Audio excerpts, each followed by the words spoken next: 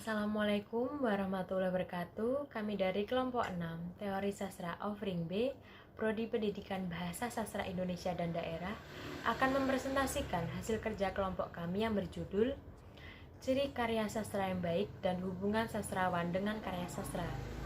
Sebelumnya, saya mohon izin untuk memperkenalkan anggota kelompok kami. Yang pertama ada Afni Saukiyah, kedua Ivon Octavian Nazari, dan yang ketiga Revanza Akmasyahara. Berikutnya, saya akan menjelaskan tentang karya sastra yang baik. Ciri karya sastra yang baik tersebut tidak berarti harus memenuhi seluruh ciri-ciri di bawah ini. Ciri karya sastra yang baik bisa 1, 2, atau beberapa kriteria seperti yang akan dibicarakan berikut ini. 1. Karya sastra yang baik bisa mengkristal. Karya sastra yang baik bisa melampaui ruang dan waktu. Ciri ini mengisyaratkan adanya penerimaan pembaca. 2. Karya sastra yang baik mempunyai sistem yang bulat, baik sistem bentuk bahasa maupun isi. Di dalam karya sastra harus ada unity atau keutuhan, balance atau keseimbangan, harmoni atau keselarasan, dan right emphasis atau tekanan yang tepat. 3. Karya sastra yang baik bisa mengungkapkan isi jiwa sastrawan yang baik. Karya sastra tersebut harus bisa mengungkapkan isi pikiran, perasaan, emosi, keinginan, dorongan, ciri khas, atau cita-cita dari pengarangnya. 4. Karya sastra yang baik adalah penafsiran kehidupan dan mengungkapkan hakikat kehidupan. Karya sastra yang baik dapat mengungkapkan hal-hal yang orang lain tidak bisa mengungkapkannya dan melihatnya. Materi berikut bisa dijelaskan oleh Saudara Ray. Terima kasih. Terima kasih, saya akan melanjutkan presentasi dari Saudari Ivon. Ciri kelima karya sastra yang baik tidak bersifat menggurui.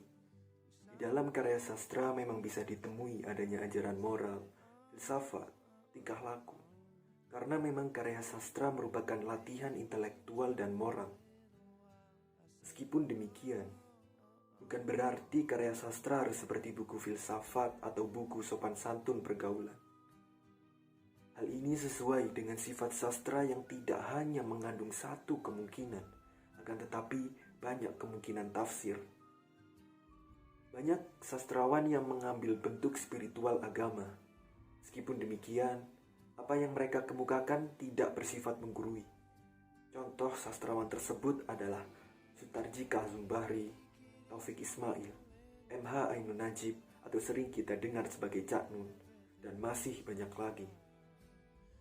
6. Karya sastra yang baik tidak terikat oleh nilai-nilai dan fakta-fakta setempat, akan tetapi bersifat universal. Makin baik karya sastra, makin universal masalah hidup yang diungkapkannya, seperti cinta, ambisi, kebencian, kematian, dan kesepian. Karya sastra yang baik tidak bisa lepas dari mengambil keadaan sekitar pengarang dan zamannya. Semua ini digunakan sebagai bahan mentah yang kemudian diolah menjadi karya yang tidak terikat lagi oleh tempat dan zaman bahan mentah tersebut. Contoh sastrawan yang mampu dengan kreatif menyikapi nilai dan fakta tradisi adalah Sapardi Djoko Damono, Putu Wijaya, W.S. Rendra, dan masih banyak lagi. 7. Karya sastra yang baik tidak melodramatis, tidak mempunyai kesan diatur-atur. Memang, setiap kejadian dalam karya sastra semuanya diatur oleh sastrawan, mulai dari permulaan hingga akhir karya sastra. Yang menciptakan tokoh, memilih latar, gaya bahasa, atau unsur lainnya adalah sastrawan. Yang menciptakan rima, majas, imaji, baris, bait adalah penyair. Meskipun demikian, semua yang ditulis sastrawan harus sesuai dengan karya sastra. Jangan sampai diri sastrawan justru yang menonjol dalam karangannya sendiri. Kemudian yang terakhir, karya sastra yang baik harus menunjukkan kebaruan, keindividualan, dan keaslian. Kebaruan mensyaratkan adanya peningkatan kualitas dan munculnya sesuatu yang lain daripada karya sastra yang mendahuluinya.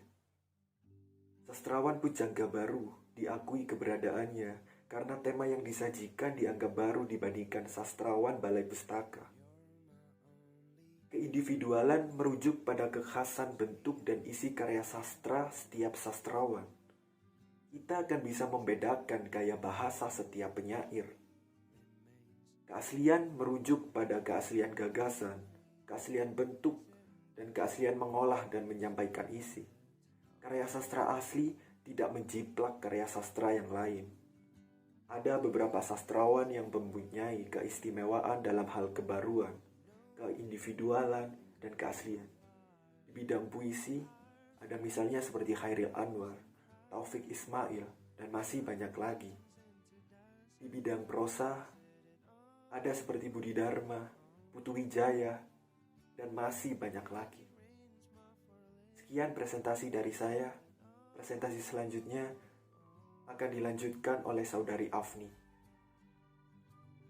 Assalamualaikum warahmatullahi ta'ala wabarakatuh. Perkenalkan, nama saya Afni Syaukia. Di sini saya akan melanjutkan pemaparan dari rekan saya sebelumnya, yakni Yvonne dan Ray, yang menjelaskan tentang ciri karya sastra yang baik, dan di sini saya akan menjelaskan tentang hubungan antara sastrawan dengan karya sastra. Seperti yang telah dikemukakan pada bagian sebelumnya, sastrawan berkomunikasi dengan pembacanya dalam bentuk karya sastra. Dalam dunia sastra, komunikasi ini masih bisa ditambah lagi, yaitu komunikasi sastrawan dengan karya sastra.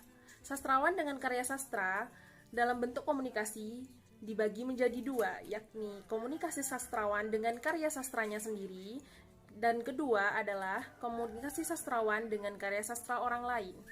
Sastrawan dengan karya sastra bersifat fungsional, yakni manfaat karya sastra yang ditulisnya bagi sastrawan itu sendiri. Dalam studi sastra Welek 1976 mengemukakan fungsi sastra bagi sastrawannya berhubungan dengan sastra berfungsi menghibur sekaligus mengajarkan sesuatu.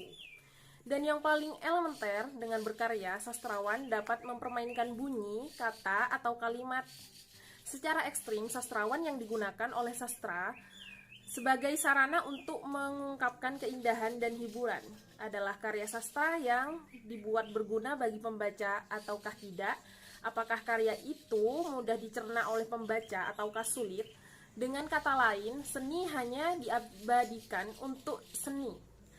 Meskipun dalam kenyataan sehari-hari jarang ada sastrawan yang berpandang seperti itu. Di sisi lain, harus berguna dan berfungsi mengajarkan sesuatu.